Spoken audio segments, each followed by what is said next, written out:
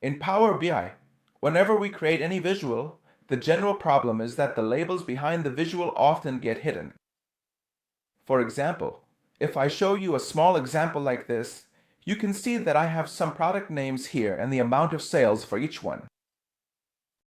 If you look here, when I scroll through this, you can see that all the product names are only partially visible. They're not fully visible. Why? Because the names are long and the bars are hiding them behind. So if you put in complete information like this on any visual, when the end user reviews it, they'll have trouble understanding it. So if you consider that particular issue, also notice that the data label you included is also hidden. Only half of the number is visible, which is also a problem. So with this issue, you can't just include half the information and place that visual in a report. You have to show it completely. There are 3 important conditions for a Power BI visual.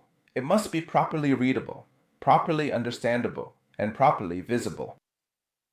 So for that, instead of showing this particular visual only halfway, it's better if I change it like this. So you can see here that the name appears above each bar. If you set it up like this, then none of the labels will be hidden. So let's work on this. In today's video, we're going to learn about bar chart formatting in Power BI. Till the end, you'll see how you can uniquely format a bar chart. We'll show you how to display any label without it being hidden. You'll get to learn all these things, so make sure to watch till the end. Let me add a small visual here, which is the clustered bar chart. And if you look at this particular clustered bar chart, I'm going to add some information to it. I'll take the customer's name for the y-axis, and I'll take sales. That is, I want to show how much sales each customer has made. So if you look here, you'll notice that all the longer names are actually hidden from view. They're all cut off about halfway through. So you might be wondering, since the names are hidden like this and you can't see the full names, what do we usually do in such cases? Or how do we typically handle situations like this? Generally, what we do is expand it like this. We'll reduce the font size. We'll increase the width and length of the visual, so you can say that none of your data is hidden. But if there's such an easy way to do it, then why should I change it again in some unique or different way? So I want to tell you all that whenever you work on any Power BI visual or want to place that particular visual in your report, you can't keep such a long visual.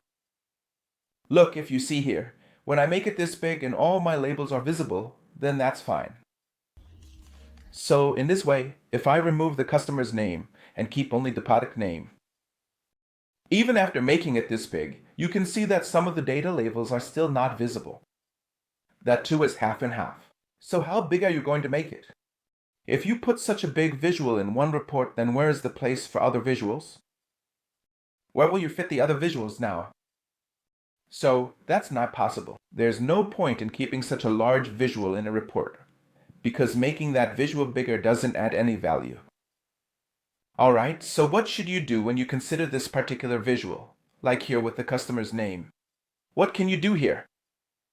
You can do some simple, interesting formatting so that you can master that as well. Because Power BI has some interesting features that let us display a visual beautifully. So for that, what will I do? Once I've taken one value for the y-axis and x-axis in a visual, what should I do next?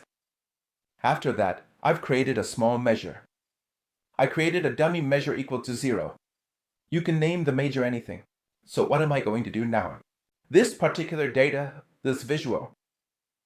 In this visual, I'm going to place the particular DAX measure that I used. And after placing it here, you'll see that the customer names and their sales are no longer visible. The entire structure of this has completely changed. It's showing some other names here now. Here, it's going in alphabetical order. Alright, so now we'll learn how to format this. So now, look, when I come here, the first thing I'll do is I'll go to the legend and turn off the legend that's been placed here. And along with that, I'll also turn off the title because I don't need the title right now. We'll edit it later. I've edited the title as well. Now, when we go to data labels, the data labels are off. I'll turn this on, and the measure I've taken, we'll use that measure here. You can see it here. When I selected this measure, you can see zeros everywhere. 0, 0, 0. You can see all the zeros here. Later, you'll also see a number, 3814. So what is this? 3814. This has become SLS. But these zeros are from the dummy measure that I selected as 0. So now, what are we going to do? For this particular label, I'm going to turn off the series for the measure I selected, so that all these zeros are no longer visible. After that, if you want to change the bars in this, you can do that too. And now what I'm going to do is, as I mentioned, when I selected this particular measure, the information that was previously shown in my visual is no longer visible. It's showing completely different information. So what are we going to do about this? We'll sort it out. First, we'll go to Sort Access. And here you can see that the current sorting is based on the header of the measure I selected. So the formatting here is according to that measure. In other words, it's sorted. What I'll do is change this to sales. When I change it to sales, now we're getting the correct information here. So what are we going to do next? Now, in this same axis where you see the customer names, what I'll do is turn that off. I'm turning it off so that my values will appear above it here. Meaning, what I showed is that I don't want the side labels. I want the values to appear above my bars. So what am I doing here for that? First, I turned off that axis. And now when I come back to data labels, I'll turn them on. When I turn this on, you can see that it shows 0 for everything. But I actually want the customer's name.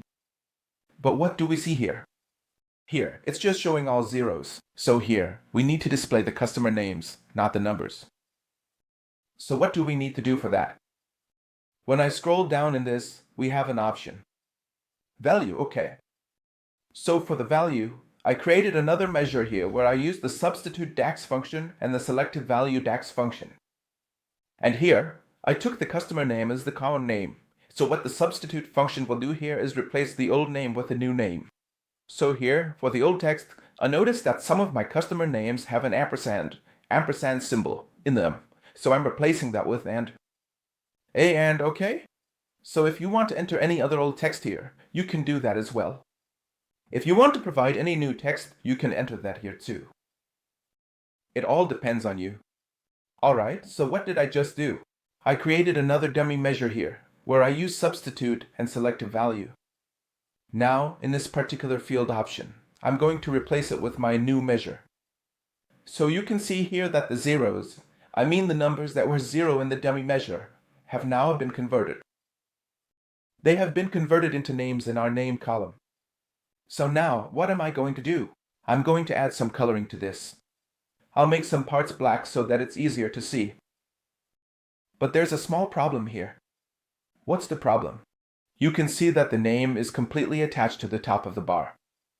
There's no gap between the two. So what's happening because of this? This is causing a bit of confusion. So what will we do about it? We'll add a little space. We'll put a bit of space between the customer's name and the bar in the scene. So what do we need to do for that? We'll have to go back to bars. And inside bars, when we select all, we'll go to layout. After going to layout, you can see space between the category, space between the series.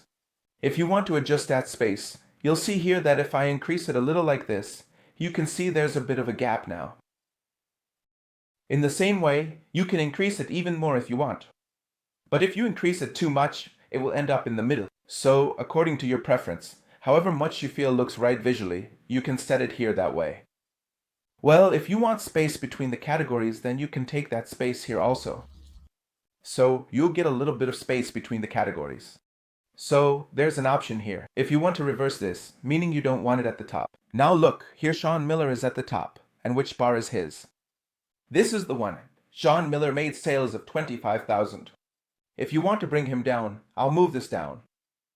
Then Sean Miller will move to the bottom. Alright, this depends on you. You can select how you want to do this.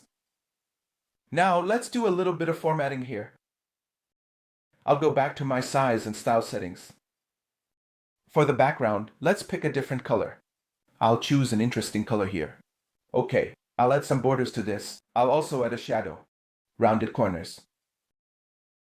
And when I go back to the title and turn it on, the title is way too big. We won't use that particular title.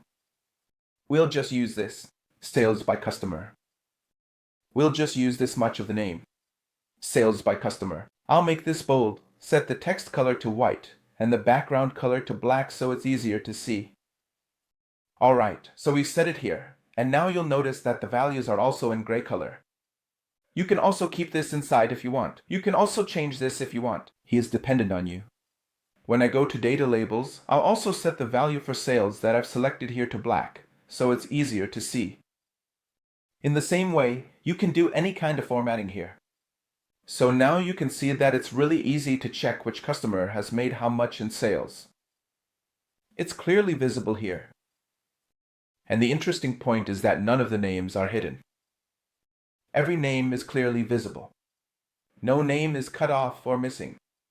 So what happens with this is that whenever you take any visual at all, if you show complete information like this, then when the end user is reviewing the report, it will be easier for them to understand. Like, this is the customer, this is the product, this is the category, this is the region, so that no data is hidden and there's no confusion. That's why it's very important for you to focus on this. Whenever you create any visual, in today's video we learned how to format a bar chart so that the labels can be shown clearly. This way, you'll be able to see how many customers there are and which customer made how much in sales. You'll be able to identify this easily. You can also change the colors in this. So if you consider the previous visual, you'll see how much hidden information there is. There's a lot of hidden information, so we've tried to make this hidden information clearly visible in this way. So in today's video, we learned about bar chart formatting. If you have any questions about this video, you can ask them in the comment section so that we can answer them.